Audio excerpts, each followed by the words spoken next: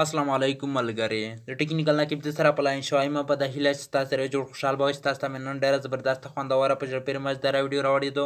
نن ویډیو چې کومه ده ملګري، نن ویډیو دغه په باره کې تاسو څنګه کولی شئ ملګري چې خپل فیسبوک آیډۍ پروفایل هم دی ویډیو ولګوئ. دغه طریقه چې تاسو ملګري نن مکمل په دغه ویډیو کې هم در وښایستی ده ملګري، خو ویډیو اخره پورې وګورئ. ستاسو نه هم دا درخواست دی که تاسو زما یوټیوب چینل ته نوي راغلي وئ، مهرباني وکړئ زما یوټیوب چینل د سره سبسکرایب کړئ. سبسکرایب کولو لپاره ملګري ستاسو ته چې دلته دغه اصلي سبسکرایب ښکاري ستاسو دلته راشئ. دلته ستاسو په دغه سبسکرایب باندې کلیک وکړئ. چې کله ستاسو دلته په دغه سبسکرایب باندې کلیک وکړئ، ستاسو ته چې دلته ملګري بیا دلته دغه د ګنټۍ نشان در وځي، دلته راشئ ملګري، دلته دغه ګنټۍ نشان د کلیک وکړئ.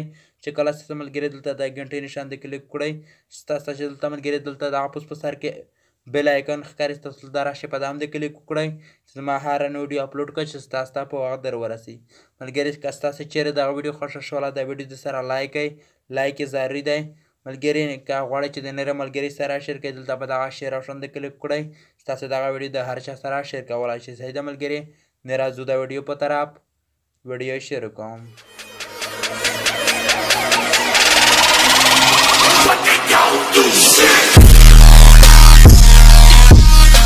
ملګري د موبایل سکرین ته راغلی سایده ملګري، ستاسو دلته راشئ، ستاسو دلته ملګري فیسبوک را پیدا کړئ. دلته ملګري زه غواړم چې دلته فیسبوک را پیدا کړم، صحیح کړم ملګري. ستاسو ته چې دلته ملګري دغه فیسبوک ښکاري، ستاسو دلته راشئ په دغه فیسبوک باندې کلیک وکړئ. چې کله ستاسو دلته ملګري په دغه فیسبوک باندې کلیک وکړه، ستاسو دلته دغه فیسبوک را خلاص شي. چې کله ستاسو ملګري دلته دغه فیسبوک را خلاص شي، ستاسو ته چې دلته ملګري دغه درې لاینه ښکاري، ستاسو دلته راشئ په دغه درې لاینه هم د کلیک وکړئ. چې کله ستاسو دلته په دغه درې لاینه هم د کلیک وکړل، ستاسو ملګري دلته راشئ خپل فیسبوک پروفایل هم د کلیک وکړئ.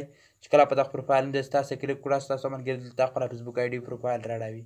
د ملګري تاسو ورته کتلی شئ زما د فیسبوک آیډي پروفایل هم دی دغه تصویر ولاړ دی. ستاسو دلته ملګري ویډیو څنګه لګوئ، ستاسو دلته راشئ په دغه تصویر هم د کلیک وکړئ. چې کله ستاسو په دغه تصویر هم د کلیک وکړئ، ستاسو ته چې دلته ملګري لاندې راشئ دغه څلورم آپشن چې ستاسو ته ښکاري سلیپ پروفایل ویډیو، دلته راشئ په دغه هم د کلیک وکړئ. چې کله ستاسو په دغه هم د کلیک وکړئ، ستاسو ته ملګري دلته مکمل ویډیو راړوي. ستاسو ملګري دلته چې کومه ویډیو خوښوي، ستاسو دلته راشئ په هغه ویډیو هم د کلیک وکړئ.